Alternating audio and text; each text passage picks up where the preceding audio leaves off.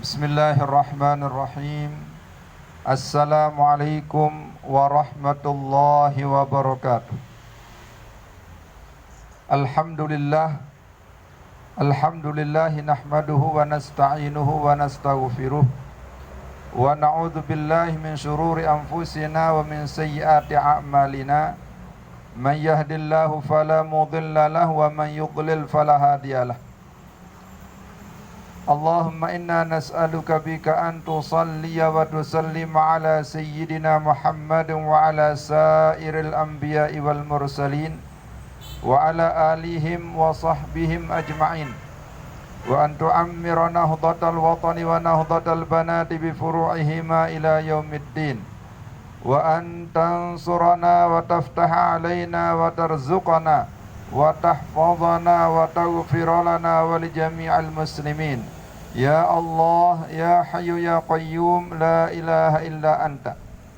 Allahumma aslih ummata Muhammadin sallallahu alaihi wasallam wa farrij an ummati Muhammadin sallallahu alaihi wasallam warham ummata Muhammadin sallallahu alaihi wasallam wansur wahfaz wa ayyid nahdatal watani fil alamin bihaqqi Muhammadin sallallahu alaihi wasallam.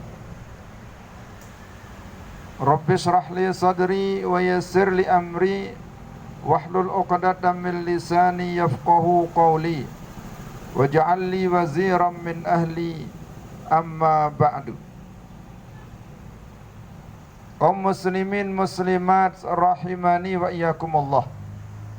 Alhamdulillah, di pagi yang cerah ini kita berkesempatan kembali untuk bermuzakarah, saling mengingatkan sebagai saudara, saling mengingatkan sebagai sesama manusia. Karena pada hakikatnya manusia sangat membutuhkan peringatan-peringatan. Karena manusia, sebagaimana yang telah kita ketahui bersama, mahallu khata'i wan nisyan, sebagai tempat salah dan tempat lupa. Manusia dinamakan manusia karena dia sering lupa. Maka oleh sebab itu semua manusia membutuhkan peringatan.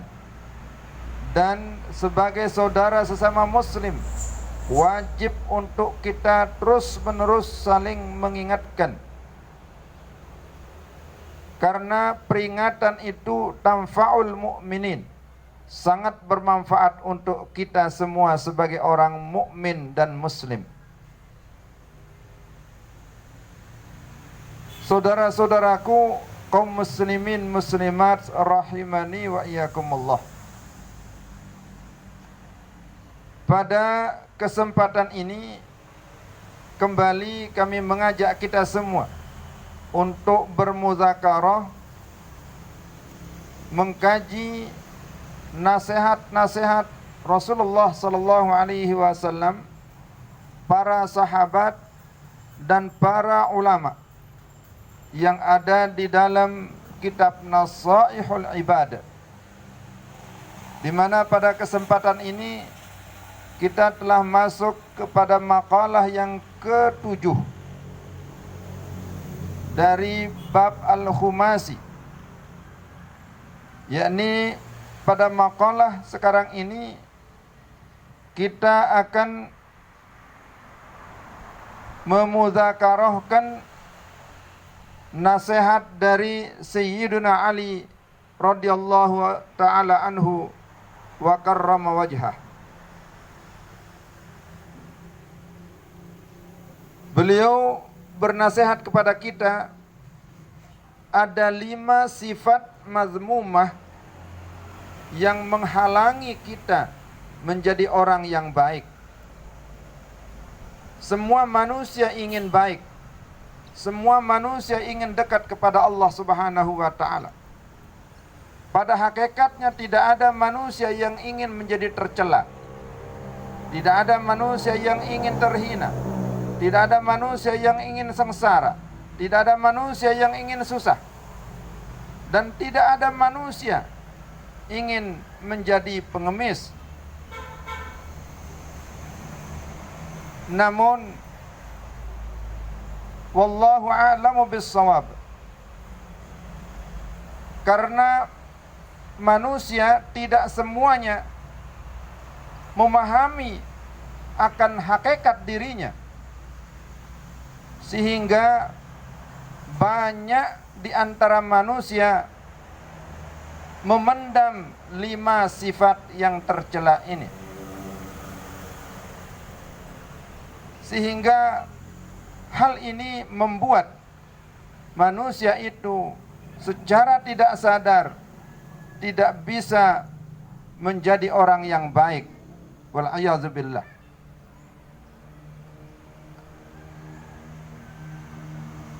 Saudara-saudaraku kaum muslimin muslimat rahimani wa iyyakumullah. Maka oleh sebab itu mari kita saling mengingatkan akan 5 sifat mazmumah yang tercela ini, yang kita telah didahului oleh al-faqih, al-muhaddis, al-mufassir, al-imam Asy-Syaikh Nawawi Al-Bantani mengingatkan kita dalam kitabnya Nasaihul Ibad ini.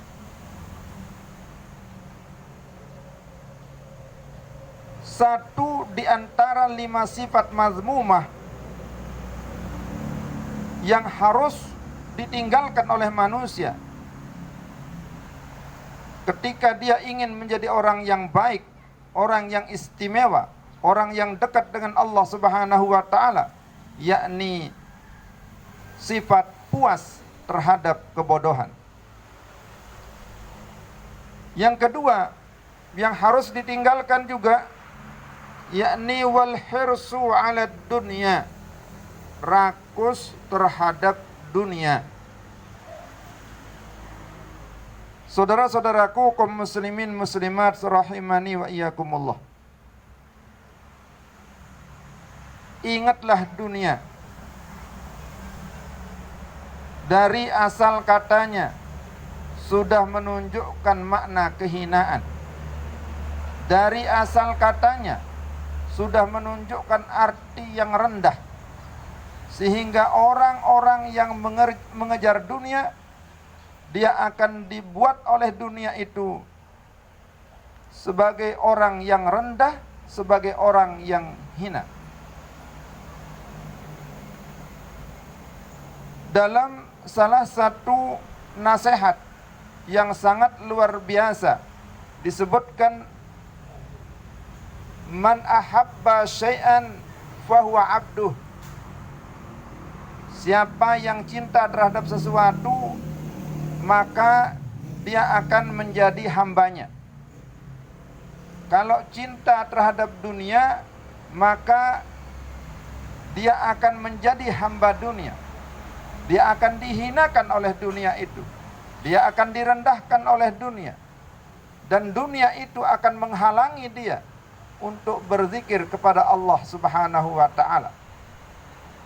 Dunia yang dia kejar-kejar itu akan menutup mata hatinya, sehingga kalau mata hati sudah tertutup, maka dengan mudah dia akan melakukan maksiat.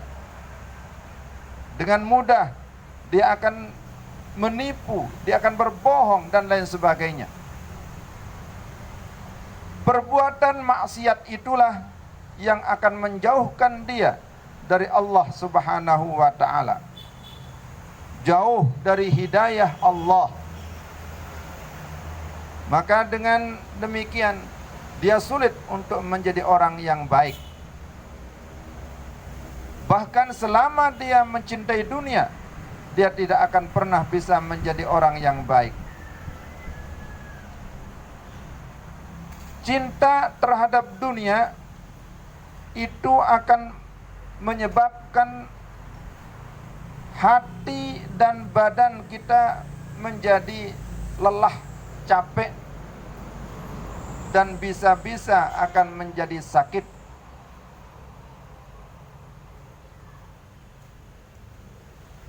Dan sebaliknya, ketika kita bisa menghindarkan diri dari sifat rakus terhadap dunia itu akan menjadi indah bagi kita karena badan sehat, hati pun tenang.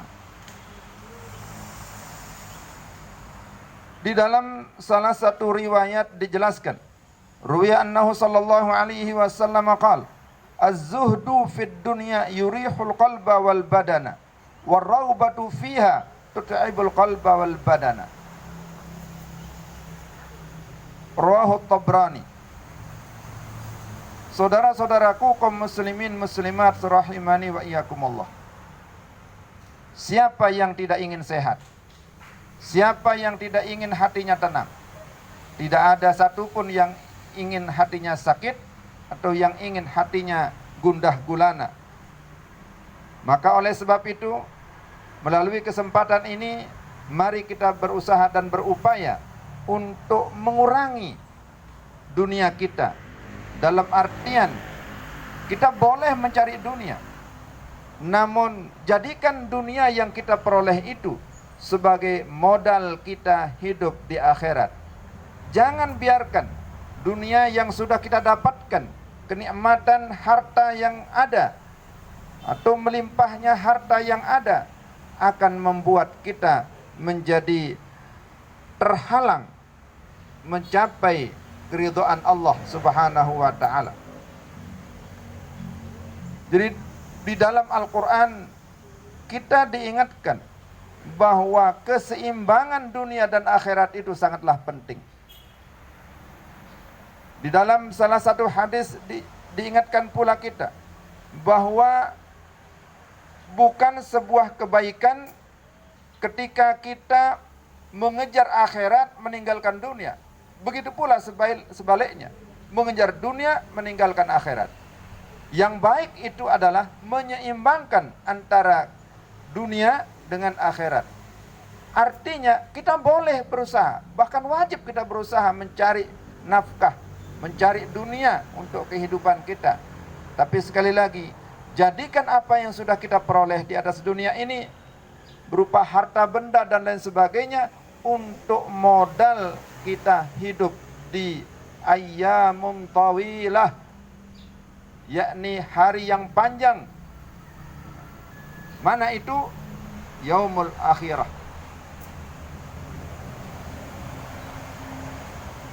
Dan jangan biarkan apa yang sudah kita peroleh itu akan menghalangi kita untuk mencari akhirat, apalagi menghalangi kita mencapai keridhaan Allah Subhanahu wa taala.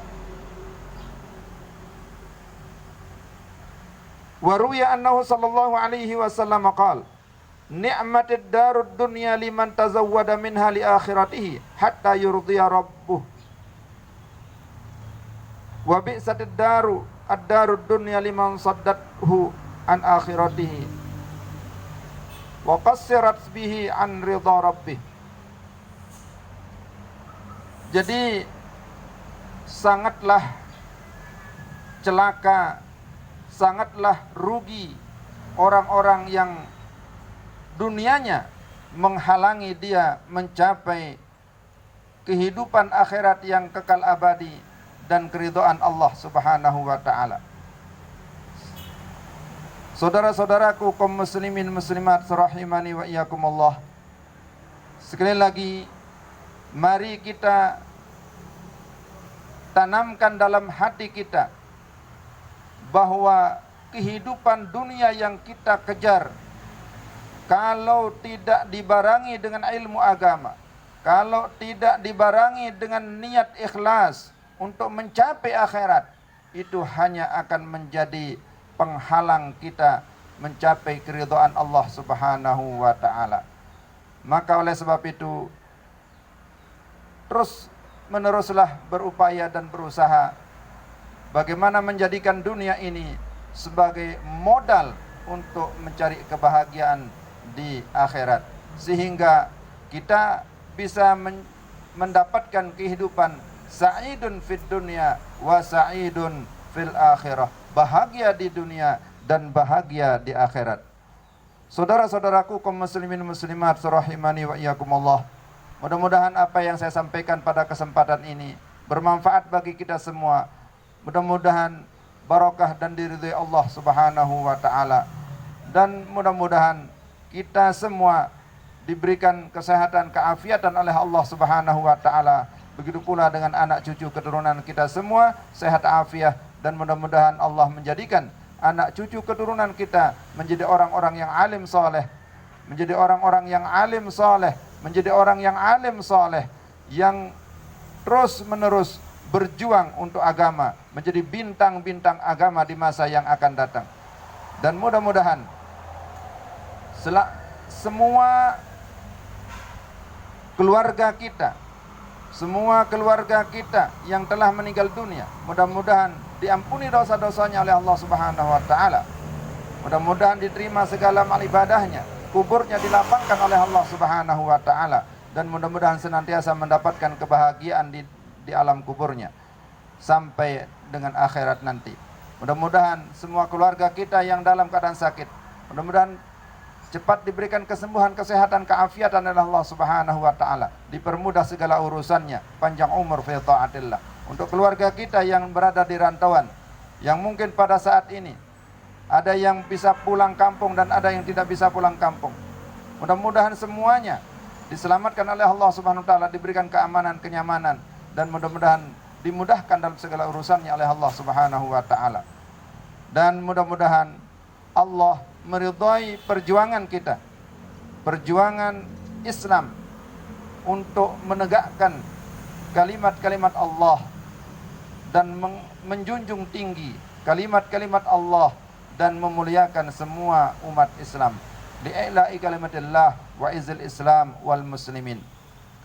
Saudara-saudaraku kaum muslimin muslimat rahimani wa iyyakumullah, kami mengingatkan kita semua bahwa Yayasan Pondok Pesantren Rosyidatus Sholatiyah Al-Ibrahimi Nahdlatul Watan Sengkol 2, Desa Aidare, Kecamatan Batu Keliang, Kabupaten Lombok Tengah, Nusa Tenggara Barat, siap membimbing, siap membina generasi-generasi penerus bangsa ini menuju generasi bintang, menuju generasi yang gemilang, menuju keridhaan Allah Subhanahu wa taala. Kami telah menyiapkan tenaga-tenaga yang ahli di bidangnya, baik itu tahfiz Al-Quran, tafsir Al-Quran, ahli dalam bidang hadis, dan juga ahli dalam ilmu-ilmu yang lainnya, sebagai pembimbing, sebagai pembina, sebagai pengasuh di Yayasan Pondok Pesantren yang mulia ini. Yayasan Pondok Pesantren Rosyidatus Sholatiyah Al-Ibrahimi Nahdlatul Watan Sengkol 2 menerima pendaftaran santri dan santri wati baru mulai tanggal 15 Maret yang lalu sampai dengan 16 Juli. Insya Allah semua gratis, dan kami telah menyiapkan fasilitas-fasilitas yang memadai. Di antaranya ada asrama, di antaranya ada media-media yang akan kita pakai untuk pembinaan tahfiz tersebut dan pembinaan kajian kitab. Oleh sebab itu, mari bergabung bersama kami di Yayasan Pondok Pesantren Rosyidatus Sholatiyah Al-Ibrahimi Nahdlatul Watan Sengkol 2. Mudah-mudahan Allah meridhai, dan mudah-mudahan Allah menjadikan anak cucu keturunan kita menjadi generasi yang gemilang. Demikian harapan kami. Wallahu a'lamu bis-shawab. Walhamdulillahi rabbil alamin. Wallahul muwaffiq wal hadi ila sabilir rasyad. Assalamualaikum warahmatullahi wabarakatuh.